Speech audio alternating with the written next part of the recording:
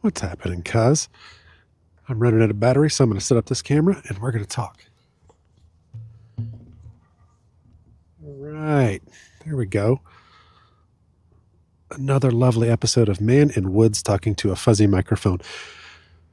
Today I want to talk about the signals your brain sends you, specifically the negative ones, and how to deal with them, or at least how I have learned to deal with them. You ever get in one of those mental death spirals? My example is like, something doesn't go right and therefore I'm not going to get paid for it, or I'm going to lose my job, whatever. And therefore I'm not going to have money, and therefore my family's going to leave me, and nobody's going to love me, and I'm going to die alone in a ditch. And it's like this downward spiral. I exaggerate for effect. That's what I mean when I say negative thinking. So let's talk about it a little bit. You had a breakup, you lost a job, you didn't get a job you wanted. Maybe you're just not feeling it today. And so that soft hunk of tissue inside your skull is telling you certain signals.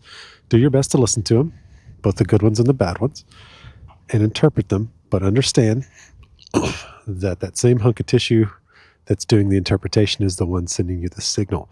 So it can only take you so far. If it's a difficult problem, you're probably going to need to find someone else to talk to about it. I know it's cliche, it's trite, but it's absolutely true. Use their gray matter to your advantage because they can generally see the problem from outside. You ever notice how somebody else's problems are very easy for you to fix mentally, and you can offer up a solution and don't understand why they can see that solution? It's very obvious to you. Yet your problems are so large that nobody could possibly understand the depths of this problem. Yeah, that's what's going on. The machinery in your brain sending you the negative signal is also polluting the signal that's trying to help you.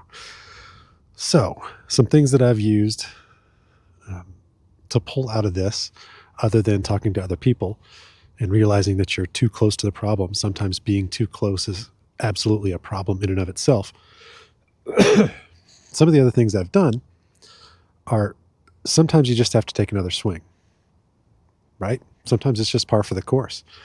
And you didn't get the thing because normally you don't get the thing, or 8 out of 10 times people don't get that thing. Perfection is not the only standard by which you can hold yourself unless you wish to be a neurotic nutcase, in which case we have an institution for you. So take the other swing. Worst case, you're still better, even if you don't get it the next time. Another thing I've tried, the second one, is consider your inputs. If you're not getting enough good sleep, if you're not getting enough good food, if you're not moving this meat vehicle that we live in around, expect those inputs to drive the outputs. In this case, the signals coming from your brain. You're feeding it garbage in, you're going to get garbage out. Another one is a quote from a guy named Scott Galloway, Prof G, if you've ever watched him online. He says, "Nothing is ever as good or as bad as it seems." I'm not sure you can sum it up any better than that. Something, I forget where I read it. I think it was another self-help guru, but I'll paraphrase here and probably butcher it, is think about being nicer to yourself, right? Like, I know if you're anything like me, if you hit a failure, you blame yourself first and you lean into that, probably a little too much. But consider for a second, what would happen if you were nicer to yourself? I mean, assess yourself accurately, but don't just flog yourself for the purpose of flogging yourself because there was a failure. You must have a whipping boy. What if you were nicer to yourself? What if you gave yourself the benefit of the doubt and accepted that you failed the same way you would for someone on the outside that you loved? What if you treated yourself like someone you loved? All right, the last one's pretty easy, but they're just questions I want you to take home. If you have any thoughts on them, leave them down below. Shoot me a text, send a carrier pigeon or a smoke signal. Ask yourself, is thinking this the way you're thinking about it helping you?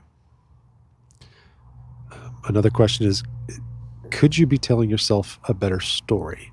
Is there a better way you could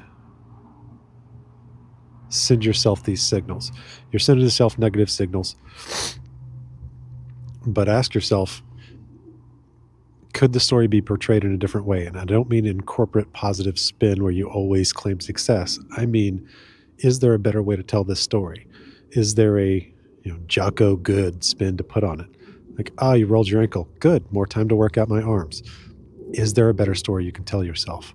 And the last one I want to leave you with is, what does the person you want to be have playing in their head when this negativity befalls them or this bad thing happened to them? What would they have playing in their head? Love you, brother.